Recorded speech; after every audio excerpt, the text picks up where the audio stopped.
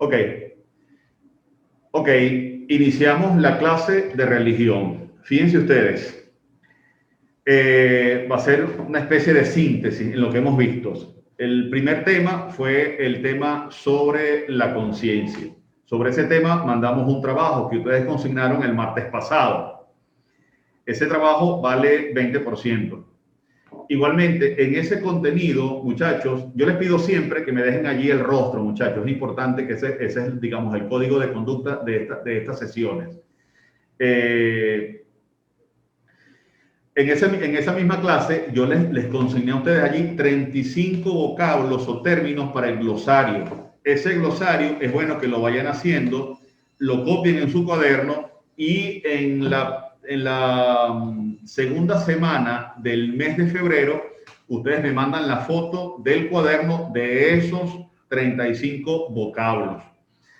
Ese glosario debidamente desarrollado en el cuaderno tendrá un valor de 5%, de manera que el cuestionario de la conciencia vale 20%, 5% el glosario copiado en el cuaderno, ahí hay 25%, y el otro 25% que va a ser este cuestionario o este trabajo sobre dos temas. Tema sobre el placer, que le dejé el video la semana pasada, y el tema de el deber, que es el que vamos a ver hoy. Ok, voy en este momento a dividir, voy a compartir la pantalla, muchachos, para entrar de una vez en actividad para explicar el tema de hoy. Préstenme muchísima atención porque esto es lo que estamos viviendo. Todo el debate ideológico de los partidos políticos, del mundo comunicacional en el día de hoy, tiene que ver mucho con las posturas que hoy vamos a ver en torno al deber. ¿Cuál es el deber ser? ¿Por qué tengo que hacer cosas que yo no quiero hacer? Porque hay cosas que yo que debo hacer, no las quiero hacer.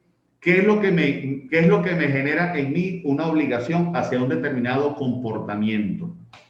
Eso tiene que ver con el tema vamos a compartir pantalla y vamos a ver allí. Eso tiene que ver con el deber. Ok. Entonces, el deber.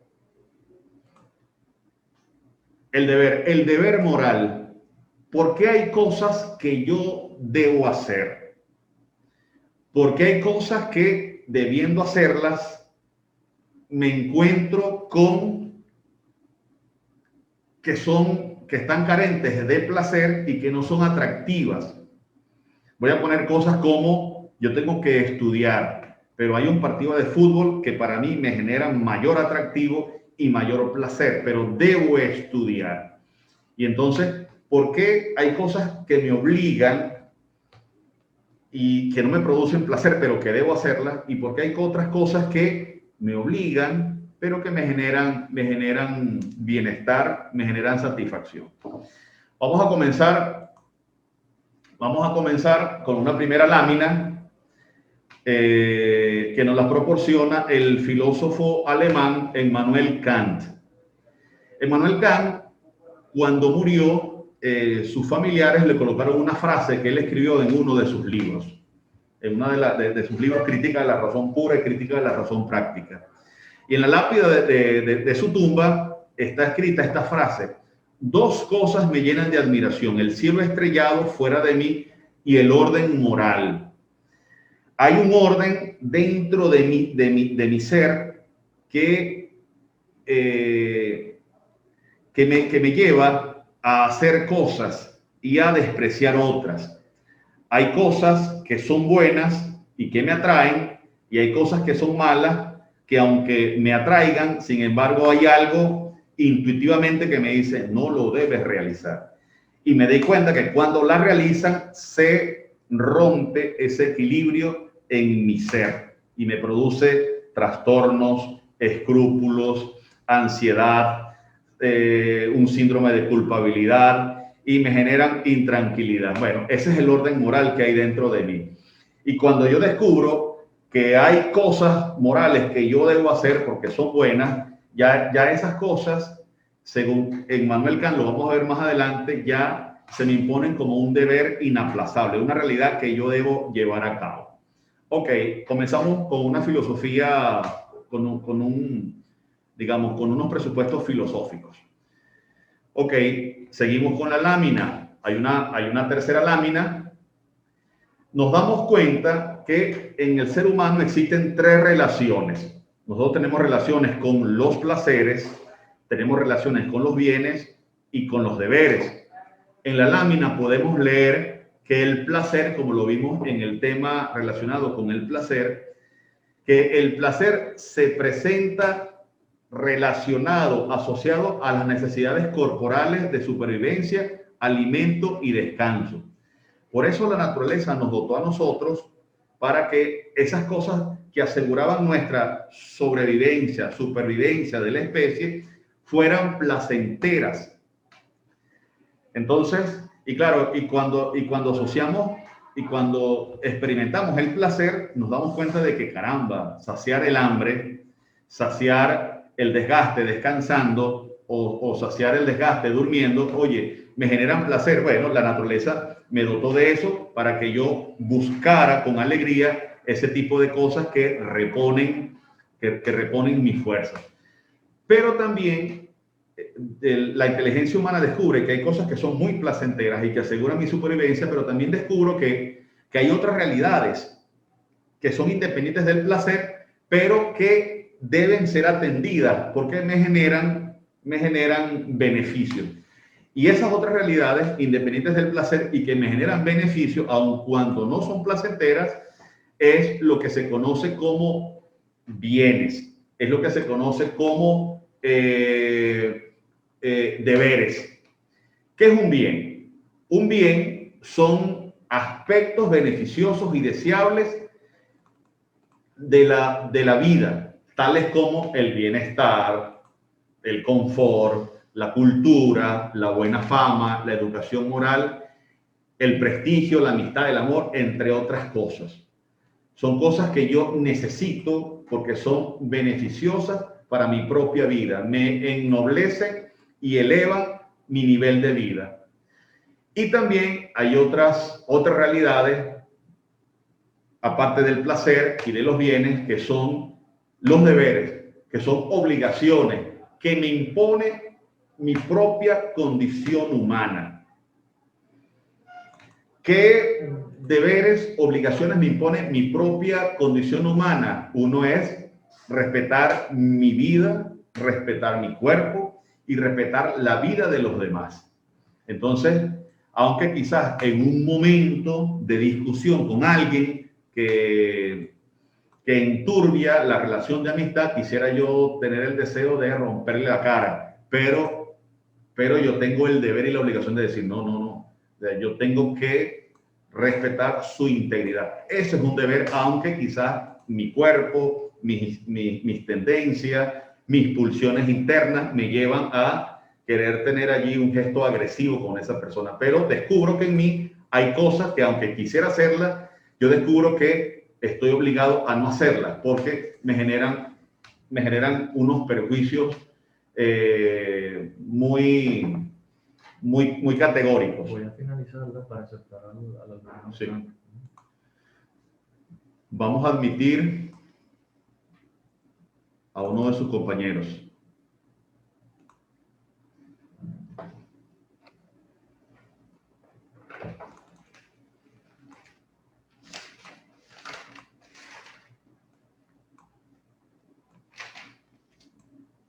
Entonces, siguiendo, muchachos, mientras admitimos aquí a quien nos está llegando ahorita, descubrimos que la ética es precisamente ese arte que consiste en saber conjugar, saber armonizar los placeres, los bienes y los deberes. Eso es perfectamente la ética.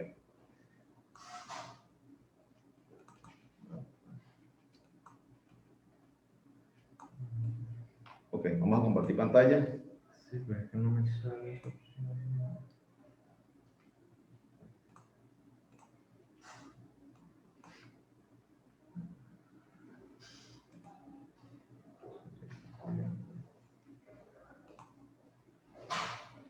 una llamada rapidito, no se mire.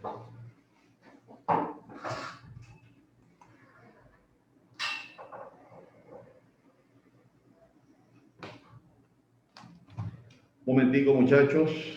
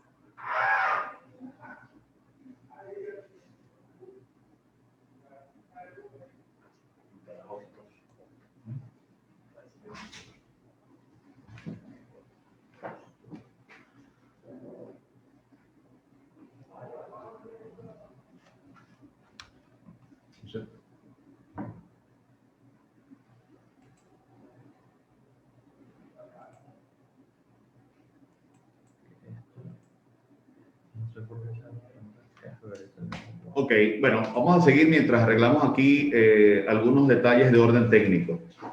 El deber, sin duda alguna, es una posibilidad libre que me impone racionalmente esa elección. Por ejemplo, me gusta Francia o me gusta la capital de Francia, que es París, o no me gusta. Eso no tiene una consecuencia en la conducta de una persona. Voy a los Cardenales de Lara, o voy a los Leones del Caracas o a Magallanes. Bueno, sobre gustos no hay disgustos. Ahora, defender el asesinato o rechazar el asesinato, ya aquí hay una posición ante la vida, una posición ante una conducta, una digna y una indigna. Entonces, la opción digna es aquella que genera mayor dignidad en quien la profesa, que genera construcción del ser humano y construcción en el prójimo, en el que está al frente. Por eso, el deber entra dentro de esa categoría. Ante dos propuestas, ante dos proposiciones, ¿por cuál es la que yo debo optar? Ambas dan lo mismo. Apoyar el aborto da lo mismo que apoyar la vida. Apoyar el maltrato animal es lo mismo que apoyar el cuidado y un espíritu ecológico de conservación de la naturaleza. Por eso, el ser humano cuando entra y se analiza internamente y cuando analiza cuáles son las relaciones que él debe cuidar en su relación social con las demás personas, se da cuenta que él está obligado a hacer cosas en favor de sí mismo y en favor de los demás. ¿Qué cosas estoy obligado en relación a los demás? Ya lo dijimos. Muchachos, ¿me están viendo? Por favor. Sí. Ok. Sí se ve. Ok, de acuerdo. De acuerdo, que tuvimos aquí un percance. Vamos a seguir, sí, vamos a seguir compartiendo pantalla.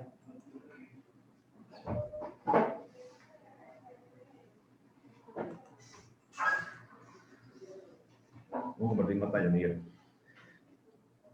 ¿Qué cosas, lámina 3, qué cosas yo estoy obligado como un deber categórico, como un imperativo, como una orden que no tiene discusión, que yo estoy obligado a respetar en los demás? En primer lugar, respetar la vida de los demás, respetar su libertad, respetar su honor, respetar su propiedad, las leyes, decir la verdad, cumplir los acuerdos, etcétera, etcétera. Y aquí viene, quisiera hacer una pregunta. ¿Qué es lo que genera en una persona la transición de la etapa infantil a la etapa madura? Para un niño, en un niño perdura, se impone, es la estructura del capricho. Yo hago las cosas que quiero, porque me da la gana. Me como lo que me gusta. Y lo que no me gusta, pues no me lo como. Cuando yo asumo como persona que hay cosas que no me producen placer y no las quiero hacer, pero me convenzo de que las debo hacer porque son beneficiosas para mí, en esa misma medida ya yo descubro que yo estoy madurando como persona.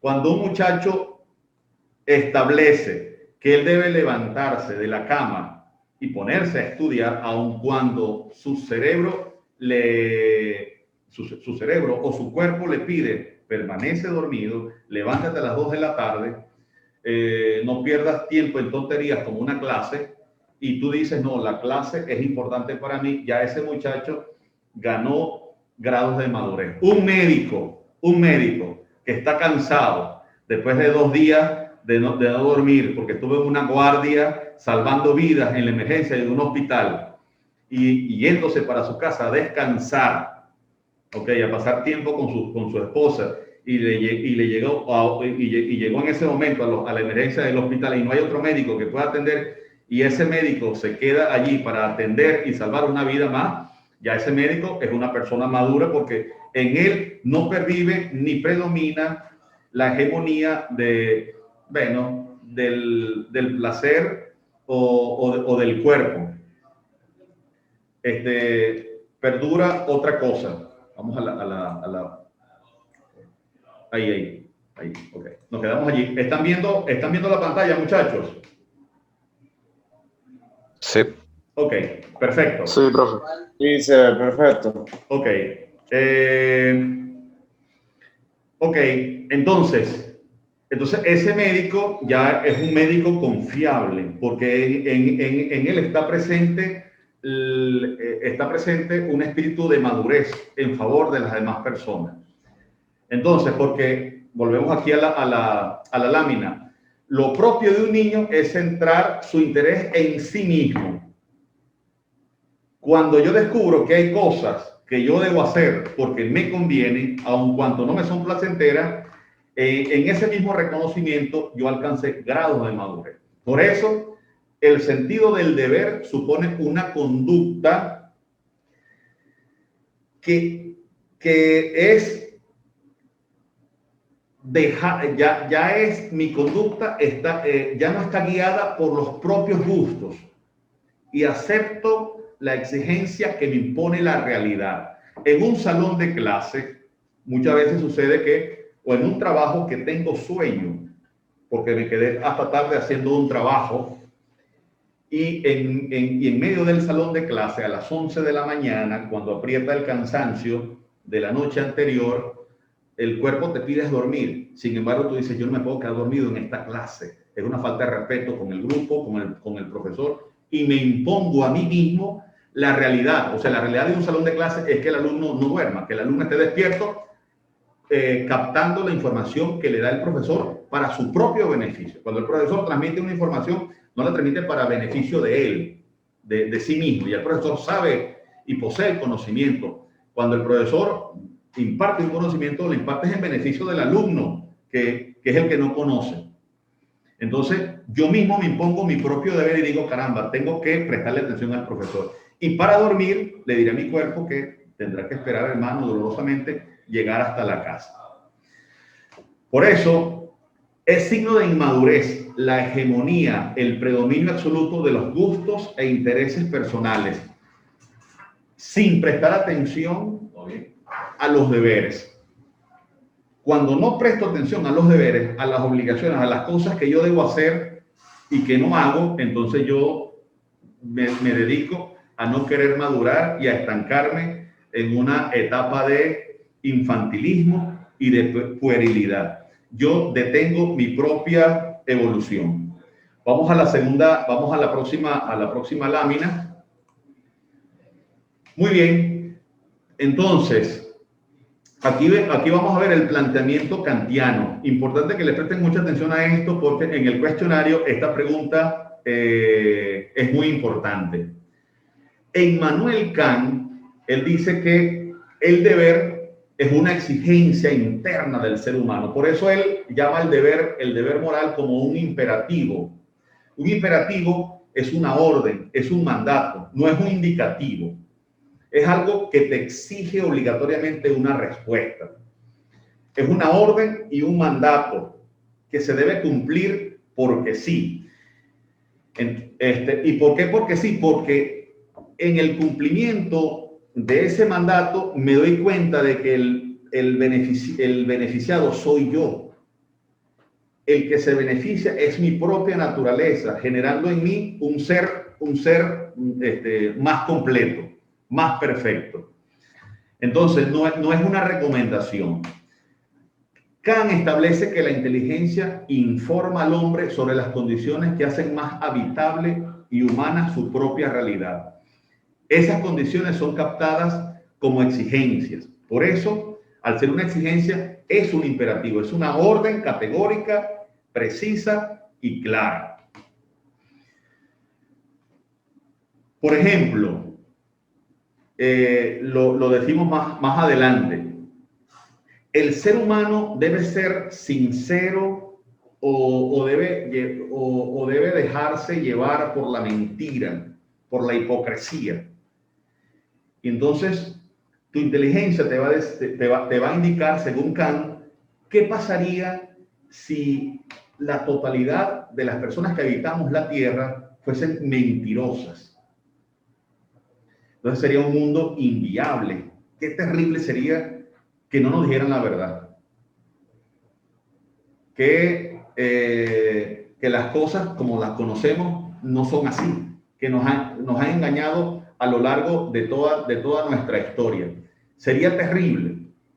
Por eso la inteligencia te señala que hay cosas que yo tengo que hacer porque sí, porque me beneficio a mí en primer lugar, beneficio a mi naturaleza construyéndola de la mejor manera posible y construyo una mejor sociedad y un mundo más habitable.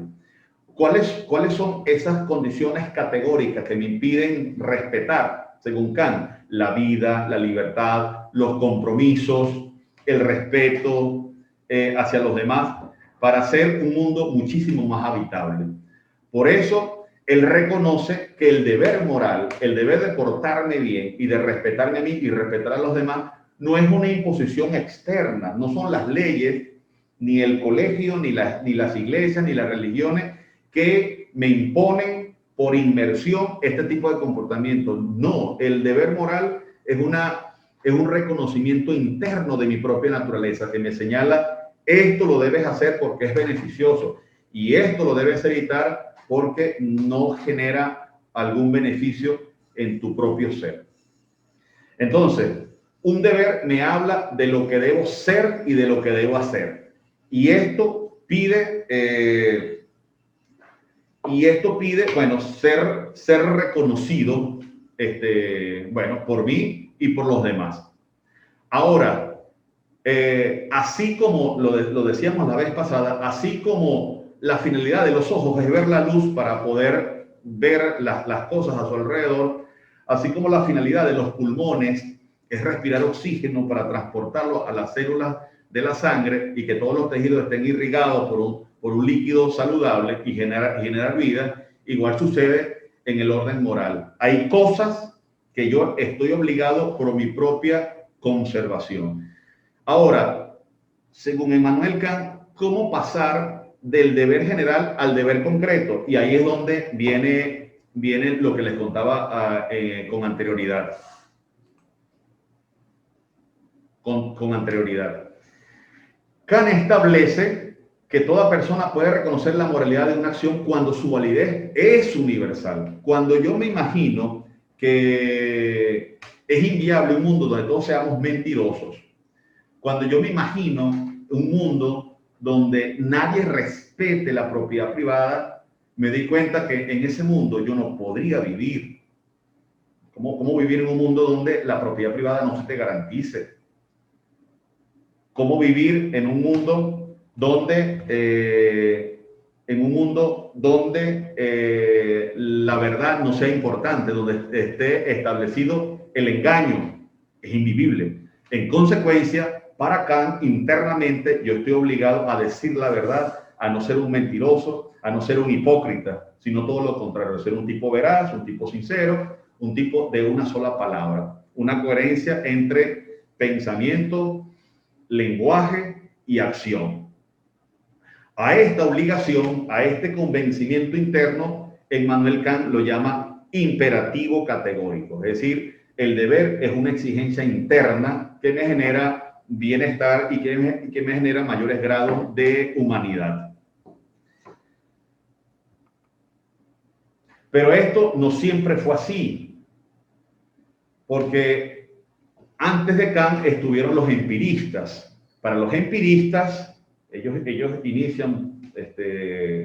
inician junto allá con René Descartes, primero René Descartes y después ellos, con el racionalismo y después el empirismo. Para David Hume, ellos establecen que, lo único que existe es la realidad. Lo único que existe es lo que podemos medir empíricamente, a través de una experiencia, a través de los sentidos. En consecuencia, el deber ser no existe. Eso no tiene los valores, las normas, los comportamientos ideales, no son empíricos, en consecuencia no tienen valor. Y esto, efectivamente, por eso coloco ahí la palabra cuidado, no es así. Efectivamente, los valores como la justicia, las virtudes, los números, realidades abstractas, efectivamente, no tienen una medición material, pero no porque no tengan una medición material no sean importantes en la vida de una persona. Por ejemplo, la ley, un contrato, un reglamento, unas normas, en fin, unas ordenanzas generan bienestar en una sociedad porque generan orden.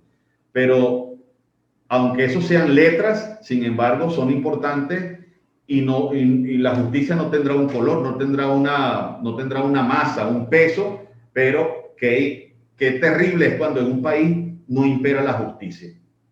¿Ok?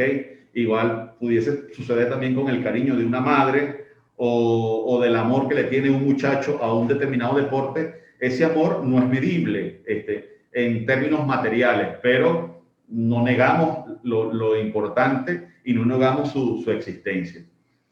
Por eso el paso del ser al deber ser no es una falacia, o sea, no es un engaño. O sea, no es un engaño que, como establezco allí en la lámina, que un médico cuando encuentra a un paciente en un estado de enfermedad, con una situación de alguna patología en el enfermo, que él se plantee, caramba, yo tengo una obligación de curarle, yo tengo que bajarle los niveles de dolor, de generar bienestar, de quitar sufrimiento y de generar una cura. O sea, no todas las aptitudes o los comportamientos en el ser humano tienen que ser indiferentes. La ética empirista prescinde de esa realidad y establece que lo bueno es aquello que me da cierta emoción. Lo que me produce a mí desaprobación,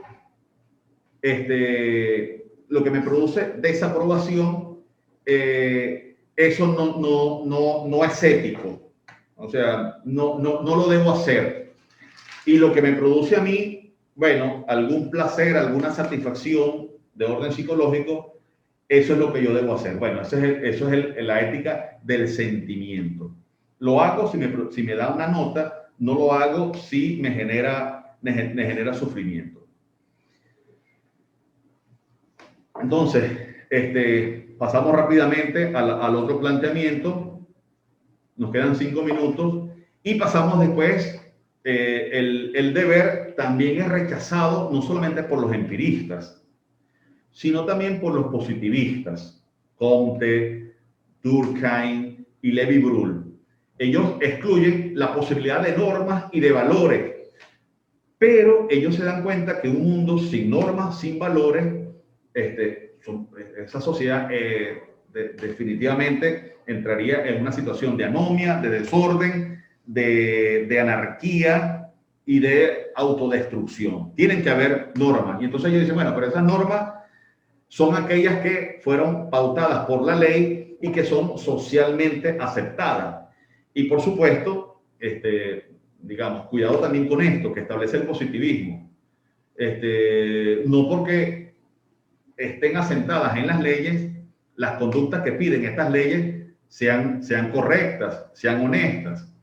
Muchos años, en muchísimos años y siglos, estuvo en las leyes de la República la discriminación hacia la mujer, o estuvo reconocido como algo beneficioso para la sociedad el tema del racismo, o en este caso el aborto, no porque las legislaciones despenalicen el aborto, no quiere decir que allí hay un respeto a la naturaleza humana. Pero ¿qué respeto a la naturaleza humana cuando van dos y uno es tratado con humanidad y el otro es tratado con crueldad? Uno sale vivo y el otro sale en una bolsa. Entonces, ¿por qué yo tengo que aprobar eso en unas leyes? Pero bueno, ahorita eso es posible.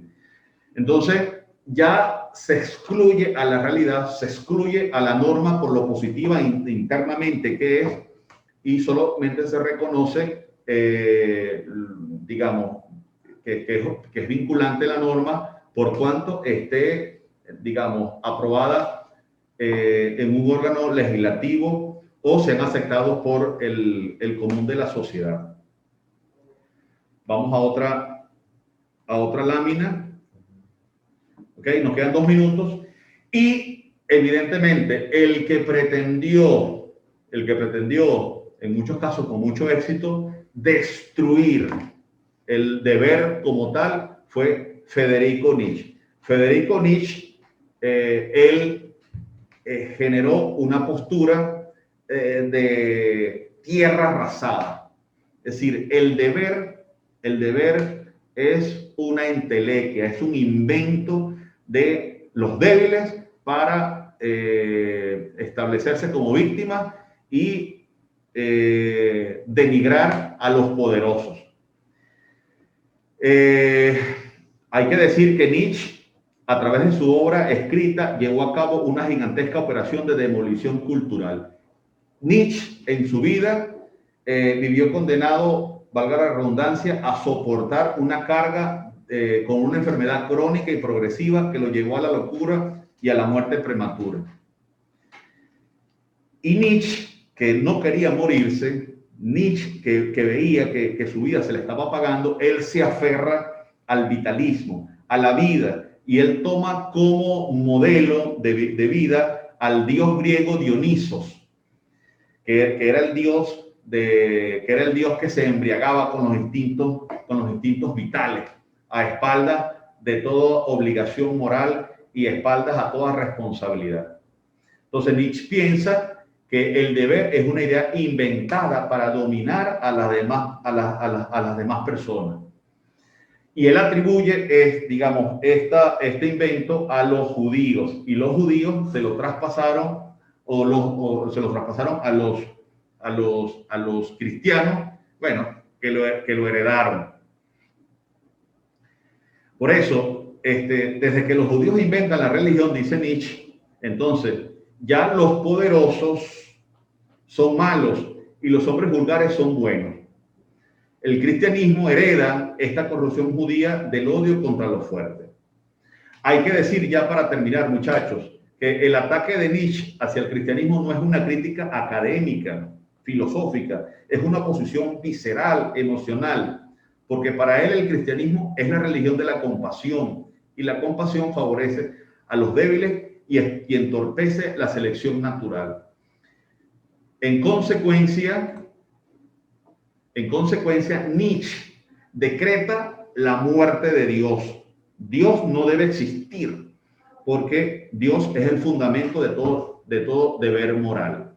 Y sobre las cenizas de ese Dios que murió o que Nietzsche decreta su muerte, aparece un superhombre, que es un ser dominado por el placer, que ama la vida.